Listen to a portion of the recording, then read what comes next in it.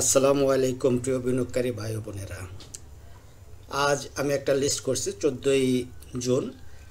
কয়টা 8টা স্টকের একটা লিস্ট করছি। এই 8টা স্টকের যে apex tannery, emerald oil, ML dyeing, Orion pharma, S Alam, Sonali life, SP ceramic, union insurance, মানে ট্রেন্ডি স্টকের একটা ধারণা দিব। আমরা আসলে বাজারের যে অবস্থা, এই অবস্থা থেকে প্রফিট করা খুবই কঠিন একটা বিষয়। আবার এদিক দিয়া কি হলো, ইরান আর ইসরায়েলের যুদ্ধ আবার শুরু হয়ে গেছে। মানে যে অবস্থা, এর মধ্যে বাজার ভালো হবে, পজিটিভ থাকবে এরকম ধারণা আমরা অনেকেই করি না। তারপরেও যেহেতু আমরা শেয়ার বাজারে আছি, শেয়ার বাজার থেকে আমরা বেরিয়ে যেতে পারি না, তাই আমাদের এই সমস্ত বিষয়ের চাইতে বড় বিষয় হলো আমাদের প্রফিট করতে হবে, অথবা আমাদের কি করতে হবে, ওই মানে পুঁজি যেন নিরাপদ রাখা যায় সেই কৌশলগুলি অবলম্বন করতে হবে। আর এই ডাউন ট্রেন্ড বাজারে আমি বারবার বরাবরই বলে আসতেছি যে ডাউন ট্রেন্ড বাজারে অবশ্যই স্টপ লসটাকে 100% গুরুত্ব দিয়ে আপনারা বাই সেল করবেন। কারণ এই ডাউন ট্রেন্ড মার্কেটে যদি আপনি স্টপ লসটা মেনটেন করতে না পারেন, তাহলে আপনি হিউজ লসে পড়ে যাবেন। তাই স্টপ লস ধরে তারপরে শেয়ার বাই বা সেল করার, মানে বাই করার পরিকল্পনা আনবেন। চলেন আমরা কয়েকটা স্টক নিয়ে কথা বলি, যে মানে আপট্রেন্ডে আছে বা আপট্রেন্ডে যেতে চায়, এইরকম কয়েকটা স্টক নিয়ে কথা বলি। এই 8টা স্টক নিয়ে কথা বলতে হয়তো পারবো না সময় স্বল্পতার কারণে, যাই হোক দু একটা শেয়ার নিয়ে আমরা কথা বলি। তবে শুরু করার আগে বলতে চাই, শেয়ার বাজারে বিনিয়োগ ঝুঁকিপূর্ণ, তাই জেনে বুঝে নিজের ইচ্ছায় বিনিয়োগ করুন। আমার এই আলোচনা কখনোই আপনার বাই বা সেল নির্দেশনা প্রদান করে না।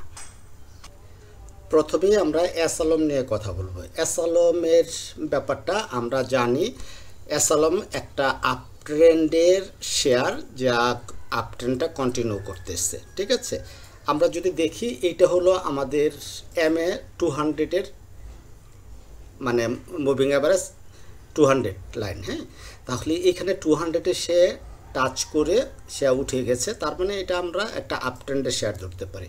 তো সেই হিসাবে আমাদের ভলিউম যে কন্ট্রিবিউশনটা গতকালকে মানে লাস্ট দিন একটা হেভি একটা গ্রিন ক্যান্ডেল দিচ্ছে, পাশাপাশি ভলিউমটা বাড়ছে। আর আমরা যদি RSI কারেকশনটা দেখি, প্রায় 40-এর কাছে, মানে 45 পর্যন্ত এসে একটা রিভার্স করছে।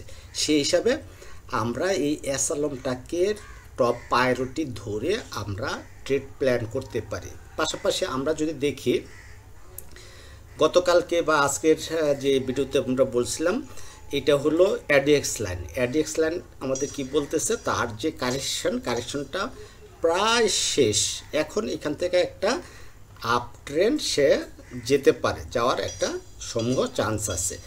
পাশাপাশি আমরা যদি দেখি আমাদের ম্যাকডি লাইন এই জিরো লাইনকে ক্রস করবে, এখানে হিস্টোগ্রাম একটা গ্রিন সিগন্যাল দিয়েছে। তার মানে এটা পাশাপাশি RSI কথা বললাম, সব মিলিয়ে এটাকে একটা পজিটিভ ইঙ্গিত দেয় যে শেয়ারটা সামনে আমাদের প্রফিট দেওয়ার জন্য তৈরি।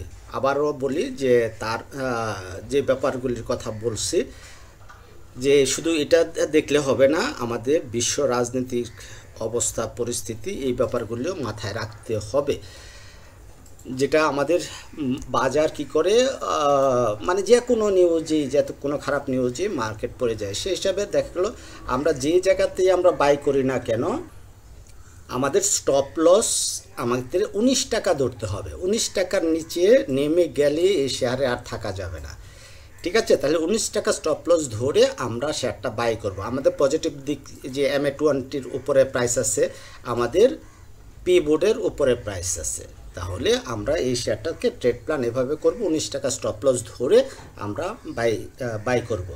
কারণ আমাদের পুঁজি নিরাপদ রাখতে হবে। আমরা হিউজ লস দিয়ে আমরা কিন্তু এখন খুব খারাপ অবস্থা আছে। তাহলে আমাদের প্রফিট টেকিং জুন হতে পারে এই 24 টাকা, তারপরে আমাদের সেকেন্ড প্রফিট টেকিং জুন হতে পারে 30 টাকা থেকে 34 টাকা, 33 টাকা 34 টাকা। পরবর্তী স্টকটা হলো আমাদের এসপি সিরামিক। এসপি সিরামিক দেখেন এই যে আমাদের অর্ডার ব্লক করা আছে, এখানে অর্ডার ব্লক থেকে ট্যাপ করে শেয়ারটা উঠে গেছে, তারপরে MA20 উপরে উঠে আবার সে MA20টাকে রিটেস্ট করতে আসছে, পাশাপাশি MA200কে সে এই যে রেসপেক্ট করে সে উঠলো, তার মানে এর উপরে প্রাইস আছে, মানে শেয়ারটাকে আমরা আপ ট্রেন্ডে একটা শেয়ার ধরতে পারি, সেই আপ ট্রেন্ডটা কন্টিনিউ করতেছে। ঠিক আছে, তাহলে আমরা যদি এই শেয়ারটাতে একটা ট্রেন্ড লাইন ড্র করি, এখান থেকে যদি একটা ট্রেন্ড লাইন ড্র করি এইভাবে, তার মানে আমরা কি করব, এই যে এটাগুলো ট্রেন্ড লাইন সাপোর্ট হিসাবে আমরা কাউন্ট করতে পারি। তার মানে লাস্ট দিন একটা পজিটিভ ক্যান্ডেল দিচ্ছে, আমাদের ভলিউমে বাড়ছে, আমাদের RSIও একটু ইনক্রিজ হয়েছে। এদিক দিয়ে যদি আমরা দেখি আমাদের ম্যাকডি কি করতে, জিরো লাইন ক্রস করার জন্য আমাদের প্রস্তুত আছে। পাশাপাশি আমাদের এই যে কি বলে ADX লাইনটাও একবারে মানে তার যে মানে ডাউন ট্রেন্ড কমপ্লিট হয়েছে মোটামুটি, এটা বলা যায় যে ADX লাইনটা হলো আমাদের ট্রেন্ডকে চিহ্নিত করে, এটা সেটা কোন ট্রেন্ডে আছে, আপ ট্রেন্ডে আছে না ডাউন ট্রেন্ডে আছে, ডাউন ট্রেন্ড শেষ হলো নাকি আপ ট্রেন্ড শেষ হলো। ঠিক আছে, তাহলে এদিক দিয়ে আপনারা যেটা দেখি MA20 উপরে আছে প্রাইস, তারপরে আমাদের এই পি বোর্ডের উপরে আছে, সেই হিসাবে আমরা ট্রেড প্ল্যান করব। ট্রেড প্ল্যান করলেও আমাদের স্টপ লস আমাদের ধরতে হবে 20 টাকা 50 পয়সা। ঠিক আছে, স্টপ লস 20 টাকা 50 পয়সা ধরে আমরা এই শেয়ারটাতে ট্রেড প্ল্যান সাজাবো। আমরা যে প্রাইসে আমরা নেক্সট ডেতে কিনি না কেন, আমাদের 20 টাকা 50 পয়সার নিচে চলে আসলে এই শেয়ারটা থেকে থাকা যাবে না, আমরা এই শেয়ার থেকে বেরিয়ে যাব। তাহলে প্রফিট টার্গেটটা আমাদের কি হতে পারে, ফার্স্ট আমাদের টার্গেটটা হতে পারে এইটুক। ঠিক আছে, মানে এই যে কত 24 টাকা থেকে 25 টাকা, আর দ্বিতীয় প্রফিট টার্গেটটা আমাদের হতে পারে এই লেভেলটা। ঠিক আছে, এই লেভেলটা আমাদের হতে পারে একটু কত 27 টাকা 50 থেকে 27 টাকা 50 থেকে 29 টাকা 50। তাহলে এই দুইটা প্রফিট টার্গেট আমরা ধরে এই শেয়ারটাতে বাই সেল আমরা করতে পারি।